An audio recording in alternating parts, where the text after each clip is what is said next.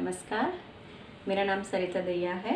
मैं ITI public school में हिंदी की शिक्षिका हूँ और आज मैं आपके सामने 10वीं कक्षा का एक पाठ लेकर आई हूँ जिसका नाम है अब कहाँ दूसरे के दुख से दुखी होने वाले। बच्चों, ये एक अवधारणा नक्शा है जिसमें पाठ से संबंधित सभी घटनाओं को क्रमबद्ध तरीके से लगाया गया है ताकि आप पाठ को भली भांति समझ सकें।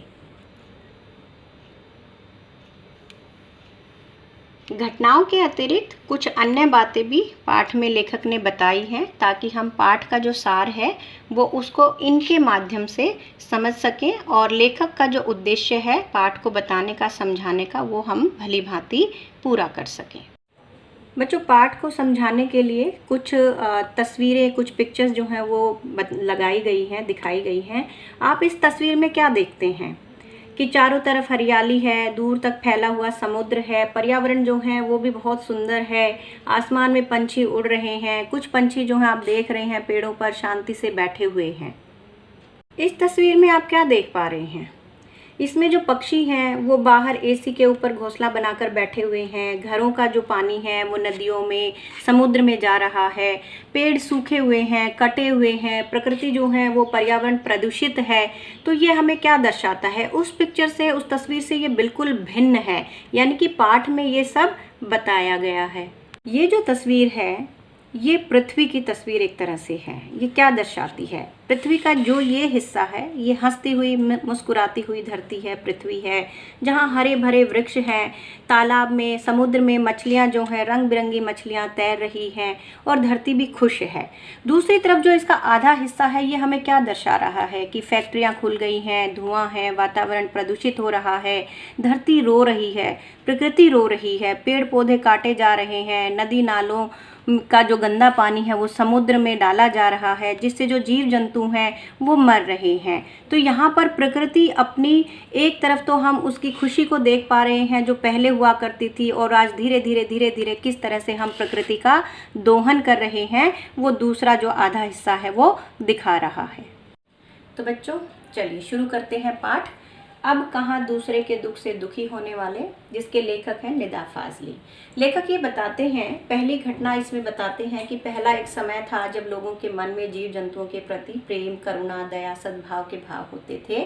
तो 1025 ईसा पूर्व एक बादशाह हुआ करते थे जिनको बाइबल में सोलोमन के नाम से और कुरान में सुलेमान के नाम से जाना जाता था। तो एक बार वो अपनी सेना के साथ कहीं जा रहे थे और चींटियां रास्ता पार कर रही थी। जैसे ही चींटियों ने घोड़े की टापों की आवाज़ सुनाई दी तो कहा जल्दी जल्दी चलो, कोई बादशाह अपने लश्कर के साथ आ रहा है।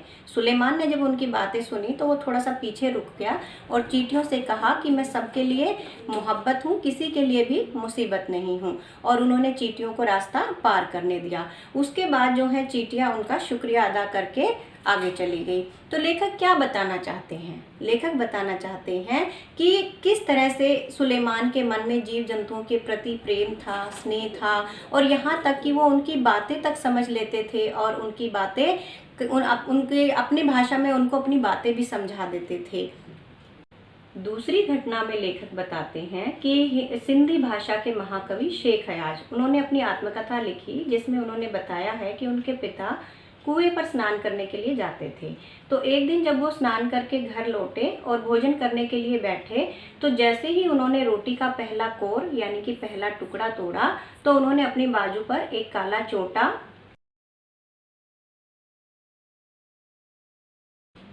रेंगते हुए देखा तो वो तुरंत भोजन छोड़कर खड़े हो गए। शेख हयाज की माँ ने पूछा क्या बात है, भोजन अच्छा नहीं लगा? तो उन्होंने कहा नहीं, यह बात नहीं है, मैंने किसी घर वाले को बेघर कर दिया है और उसे उसके घर छोड़ने कुएं पर जा रहा हूँ। तो बच्चों, ये घटना क्या बताती है कि एक छोटे से चोटे को छोड़ने के लिए वो अपना भोजन तक छोड़ देते हैं जो कि गलती से उनकी बाजू पर या उनके शरीर पर चढ़कर आ गया था, लेकिन उनको इसके लिए बड़ा पश्चाताप हुआ, बड़ी ग्लानि हुई और उनको लगा कि पहले इसे वापस इसके घर छोड़ना चाहिए। अपनी तीसरी घटना में लेखक बताते हैं कि बाइबल और दूसरे पावन ग्रंथों में नूह नाम के एक पैगंबर का जिक्र मिलता है। पैगंबर का मतलब होता है अवतार या भगवान का दूत। तो उनका वास्तविक नाम जो है वो लश्कर था। लेकिन एक बार उनके सामने से एक जख्मी कुत्ता गुजरा तो उन्होंने कुत्ते को दुत्कारते हुए कहा, दूर हो जा गंदे कुत्ते। तो कुत्ते ने उससे कहा कि ना तुम अपनी पसंद से इंसान हो और ना मैं अपनी मर्जी से कुत्ता बना हूँ, बनाने वाला तो एक ही है, अर्थात उस भगवान ने ही हम दोनों को बनाया है और हमारा शरीर इस मिट्टी से ही बना है और वापस इसे मिट्टी में मिल जाएगा। और जब मिट्टी में मिल जाएगा तब किसका कितना अंश है ये कोई नहीं बता पाएगा। तो कुत्ते की बात सुनकर लश्कर को बहुत दुख हुआ, पश्चाताप हुआ, उनको अपनी गलती का एहसास हुआ। तो वो जो है पूरा जीवन पश्चाताप के रूप में रोते रहे, आंसू बहाते रहे। तो इसलिए उनका नाम जो है वो नूह पड़ गया, अर्थात उनको नूह के नाम से जाना जाने लगा। लेखक बताते हैं कि दुनिया कैसे अस्तित्व में आई, इसका वर्णन साइंस अपने तरह से करता है और जो धार्मिक ग्रंथ हैं वो अपने तरीके से करते हैं। लेकिन मनुष्य के द्वारा प्रकृति के साथ किए जाने वाले खिलवाड़ से जो प्रकृति में बदलाव आया है, जो असंतुलन उत्पन्न हुआ है, उसके जो दुष्परिणाम हैं वो हमें अनेक रूपों में देखने को मिलते हैं। जैसे बेवक्त की बरसातें होती हैं, गर्मियों में अधिक गर्मी पड़ती है, सर्दियों में अधिक सर्दी पड़ती है, बाढ़ आती है, सूखा पड़ता है, जलजले आते हैं, तूफान आते हैं। तो ये जो विनाश लीलाएं हैं और मौसम चक्र जो बदलता जा रहा है वो केवल और केवल मनुष्य की स्वार्थपरता के कारण। क्यों? क्योंकि मनुष्य ने जो है धीरे धीरे प्रकृति पर एकाधिकार जमाना शुरू कर दिया। जो जानवर हैं, जंगली जानवर हैं, वनों को काटना शुरू किया, जंगलों को वो काटना शुरू किया, पेड़ पौधों को अपने रास्ते से हटाना शुरू किया, यहाँ तक कि जो समुद्र दूर दूर तक फैला रहता था उसको भी पीछे धकेलना शुरू कर दिया। तो उससे क्या हो रहा है? मौसम चक्र बिगड़ रहा है, पर्यावरण जो है वो नित्य प्रदूषित हो रहा है, लोगों को सांस लेने में तकलीफ हो रही है और तरह तरह की जो मुसीबतें हैं, परेशानियां हैं या नए नए रोग जो हैं वो धरती पर जन्म ले रहे हैं। प्रकृति में आए असंतुलन को दर्शाने के लिए, बताने के लिए लेखक बहुत साल पहले मुंबई का एक उदाहरण देते हैं। वो बताते हैं कि जो जितना बड़ा होता है उसको उतना ही गुस्सा कम आता है, लेकिन जब आता है तो उसको शांत करना मुश्किल होता है।